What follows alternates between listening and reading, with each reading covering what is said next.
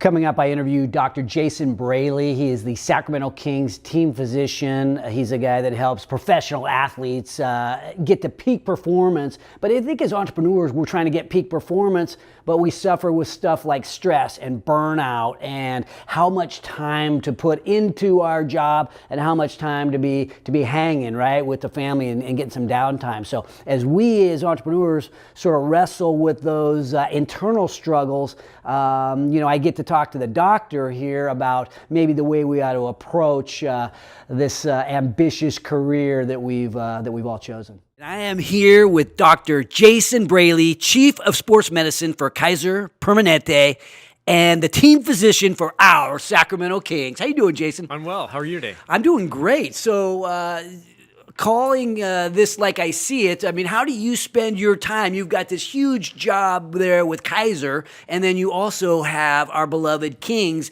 in under your watch. How do you divide your time? Yeah. Tough question to answer. Some days I don't know. You just got to roll with it and see how it goes. Yeah, I sort of look at my job. This will be my 6th year doing the role. So you have a bit of a flow of what to expect.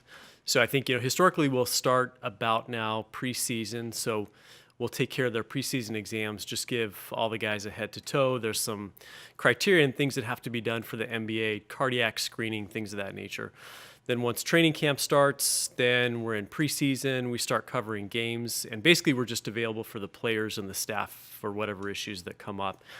During the season, we cover the home games, and that's just, again, sort of part of my job. I consider it my night job, which is sort of a fun thing. Gotcha. I think it's a little bit different. I watch the games different than a fan, I think. I think for me, it's just been a real fun evolution, considering that the Sacramento Kings were my first NBA game years ago, back in the Arco Arena. Nice. So, I mean, I was back in the late 90s, so to be able to do this role now in the Golden One, it's just sort of a fun thing. So just do that, and then we get through the season, and then there's Combine that rolls around and Summer League, so there's always something going on. But so it's just getting started back up. How will you be watching the games differently than me as a normal fan? I go to Kings games all the time, and I watch it mostly about how well they're doing, how well they're playing, my favorite players. Yeah. How do you look at it? Yeah. So I think for us, we're really looking out to see if a player gets injured. You want to see what happened at the time. I mean, I think in this day and age, there's always the replays. You can go back and sort of watch things and see what happens. So myself and Jason Zamanovic, another partner team physician, we're just sort of in our areas of expertise. If it's a head injury, someone gets elbowed, it's like, hey, is this player exhibiting signs of anything concerning? And, again, I think we get caught up in the energy of the games, especially when it's close. So I think there still is that excitement of sort of just being part of what the NBA game is. But we're also sort of a little bit on the edge of our seats, just sort of, hey, what's going on? Did anything concerning happen? What are we going to do next? Yeah. You ever get caught up in the game, though? You must. Yeah, I mean, come on now. No, for sure. I mean, I think that's where, again, considering that the team is in an evolution itself, and we've got this new arena, and there's just so much energy around that. I think having been present at other playoff games, it's amazing how there have been some games where it's just still that environment and energy, even though it's just sort of a mid-season game. So that doesn't happen every game, obviously, but when it does, it's certainly fun to be part of that. Well, yeah, and as entrepreneurs, we're always thinking about peak performance, right? When we are at our very best, opportunity, we're in the zone. I call that banging, right? So when we're in that zone, I mean, things are cranking. But how do you, obviously avoiding injury is huge, but what about just helping these guys, these young men, get to peak performance? Is that part of your scope? Sure. So I think I look at this as really, it's a team effort, right? And I think that's almost cliche in this discussion based on the fact we're talking about sports, right? But I think we each come to the table with expertise that helps the sum total, right? So I think within the King staff, they have people that are looking out for their strength and conditioning. They have people that are looking out for their nutrition. And then I think for us on the physician side, I think building the relationships so that there's the communication and trust and things that, they feel comfortable with us when injuries and illness comes up. So I think that's really what the key is. And I think that's just having the expertise of multiple different specialties to come to the table and then help them to that endpoint. So right now you've got the Kings. Well, I'm excited about some of the new. I love De'Aaron Fox. I love that we picked up Marvin Bagley. So thinking about where we're at now in terms of health, how do you envision we're going to go into the season? Are we going in healthy? Are we going in at our peak performance? Yeah, I think you're absolutely right. I think there's just a lot of young energy that's coming in, and I think There's just, sort of a team around that's going to help tailor what they need to do to bring to the game. So I think that's sort of it, is that you just have to sort of capture that energy and put it in the right place. And that, that again, that borders a lot sort of in other elements, the coaching elements and things like that. I think for us, it's just understanding why we're doing what we're doing. Why are we checking your blood tests? Why are we recommending simple things like a flu shot? Why are we, caring about immunizations, things like that? So stuff like that I think an athlete doesn't really give a lot of thought to, right? I mean, that's our job to just say, listen, this is the small stuff we can take care of now that will hopefully keep you healthy throughout the rest of the season. Right. Well, let's contrast your day job with your night job, right? The Kings are, for now, your night job, we'll call it. Talk to us about what you do at Kaiser Permanente. Yeah, sure. So I think if you look at the field of sports medicine is just a very broad term in my perspective. So, my answer to that is I look at it sort of like a Venn diagram. You've got all these circles and they meet in the middle to provide care around sports medicine. So my background is in primary care, so that's a residency where we just take care of the general health of patients. The Sports Medicine Fellowship is an additional year of training and board certification that's around the musculoskeletal, sports-related concussion, and health issues that affect athletes. So that's what I do day to day with the patients that I see. You have orthopedic surgeons that have done fellowship training in sports medicine. That's if somebody tears an ACL or there's some sort of surgical issue that needs arthroscopic surgery. There are neuropsychologists and psychologists that help with the mental game and that kind of thing. There's physical therapists, there's athletic trainers. So that's my piece of it, but that's how I see it sort of all coming together and what I do on a daily basis. Well, I'm at that age where I'm thinking about my health and longevity, right? So I want to make sure I'm living longer so I can throw batting practice to my great-grandchildren when they eventually get here. So and I think a lot of entrepreneurs, entrepreneurship is a stressful thing. So Sure. I use a little bit of working out to sort of combat that. I do some, I try to keep myself in the right mind, but as you divide up the mind and the body, which is more of a killer these days? Which one sets us back the most? Boy, that's a tough question. So, I think what's actually been advantageous to me now that I'm in that mid-40s range is that I sort of get that where if you're a career person, you're driven, you're busy, mentally you remember how you felt 20 years ago. But then physically you're not quite there, right? And I think in our lives we get hung up in the duties that we have to do day to day. Oftentimes our sleep suffers. We sort of get stressed out. We let that vibe take over what we're doing day to day. So I think there's just so much evidence coming out on how important rest is to your physical recovery, your mental recovery, how well you're going to perform the next day. The second thing beyond that is I think we just, we sit in our cars, we sit in our desks, we get stiff, right? So just taking that time to sort of keep your joints mobile and maintain muscle strength. I think that's a huge one that just gets missed. And the importance of just, regular cardiovascular exercise, hitting the major muscle groups, getting good rest, hydration, like all that stuff that your mom told you about years ago, it actually is important. Well, I think a guy like me was brought up thinking no pain, no gain. You just play through it. And he maybe even play through an injury, which is obviously not helpful, but using our fuel that we have to continue to drive ambitiously, but in reality, maybe we ought to be living more along the lines of the peace movement, even, trying, you know what I mean? It's like we have to figure out a way to live in harmony with our environment so that so the stress doesn't kill us. Yeah. Well, I think part of it too is this sort of goes back to what I've learned within my own sort of experience is that, your knee starts to hurt. You got a little bit of arthritis there, right? So mentally it's a bummer because you're like, hey, it didn't feel like this 10 years ago, right? So you don't actually want to go out to exercise because it may hurt. But I think if you sort of reframe it and understand that, listen, this is part of a natural progression. But if you keep moving, you keep the muscles strong that control the joint, it's actually going to control your pain, right? So it's just sort of changing that mindset and convincing people to actually do that. So there's a CrossFit craze out there. I like to say, how do you know if your buddy is doing CrossFit? He'll freaking tell you, right? Everybody's talking about CrossFit. I do CrossFit. So, but just thinking about that, so are things like CrossFit, that pounding over and over, if we're doing that with proper form, is it healthy? No, I think it is. And I think it's so funny you mention that because I think in my job, you learn that there's a culture and an attitude sort of in all these different niches. So somebody that's a triathlete versus a CrossFit athlete, completely different approach to life. It just truly is, right? So I think, the no pain, no gain thing, without sounding like I'm harshing on CrossFit, I think the hardest part with CrossFit athletes is to just pull the reins in, right? It's like, wait, what do you mean I can't lift overhead with my shoulder with this problem. Yeah. Well, it's not that you're out forever. Let's just sort of pull it back. Let's check the mechanics and, get you back to that point, right? So it's sort of addictive. Yeah, it's like, no, I'm going to play through. I'm Right. competitive with the other Right. people in my CrossFit gym Yes. or maybe even Yes. beyond. Yeah. So yeah, pulling in the reins, and it now is that starts when in younger people too, right? You don't Yeah. need to wait till you're 55 before you start pulling in the reins, right? No, it's a super key point, and I think that's another huge part of my job is that we see the young athletes, and we call it single sport specialization at the single digits, right? So if you think about athletes that are under age 10, think about the markets that are out there for competitive soccer, softball, baseball, whatever it is.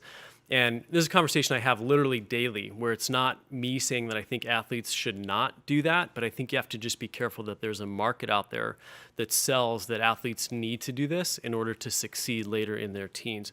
But if you look at the research, athletes that are killing themselves in the single digits, by the time they get to their latter teen years, they're starting to wear themselves out, and you're seeing injuries that don't typically happen until the 40s and 50s because of how hard they're going at it. So I think that's another sort of dichotomy where you got to just sort of separate out and say, hey, sports and exercise is huge. It's a huge part of the development of a child. The team sport experience is huge. It's been shown to be such a huge part of character development, how successful they are later in life, but tailoring that with the risk of physical injury.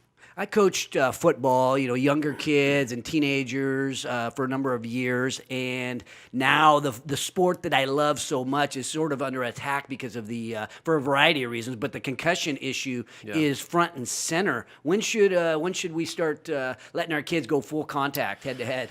I guess you never go head to head anymore, right? Right. No, for sure. And honestly, it is a hot topic. And again, I sort of feel like it's a great question. It's conversations I have again on a regular basis. So the way I look at it is this. I think that concussion has had a huge amount of media exposure, understandably, and it should. But I think, as we've all seen in the media, some things that are put out there are designed to be clickbait or to get you in, draw you in, kind of draw in attention. And I think it can potentially create some hysteria, So I think the key issue is that, in my opinion, there's some research that's still evolving. We may learn things down the road that says, hey, we should have been more cautious, right? But at the same time, I think if you're being smart, you're teaching good form, looking at rules that may put athletes at risk, like the spearing and the direct head contact and things like that. As long as you're being smart and aware of what it is and looking for the signs and taking precautions if there's any concern, then, keep going. Let's just keep doing what we're doing. For sure. So thinking about you've got a high pressure job. If I'm, you're here, you're wearing a tie, which is, look at me, I'm Joe Casual.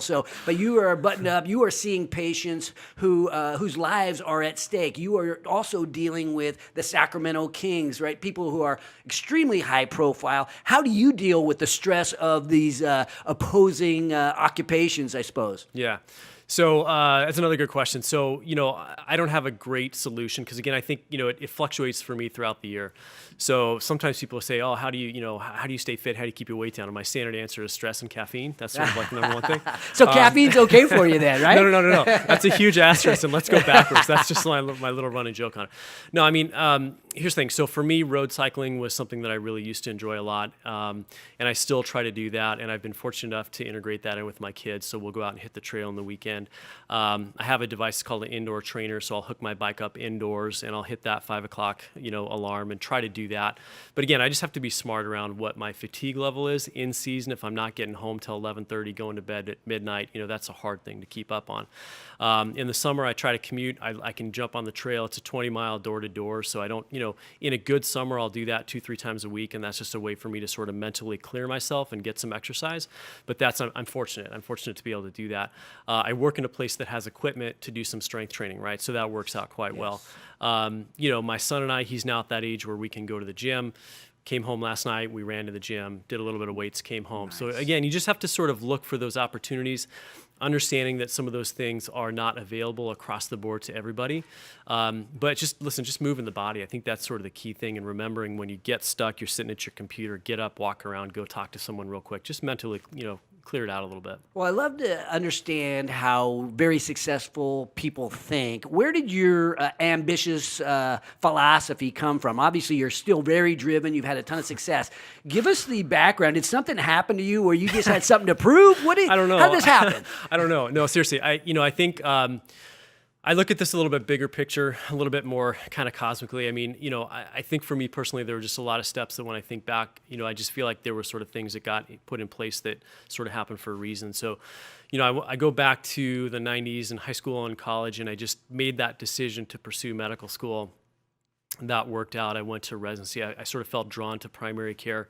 I did a program through the military where they pay for school, and then I gave them 3 years. So I was with the Navy for 3 years, and that was awesome.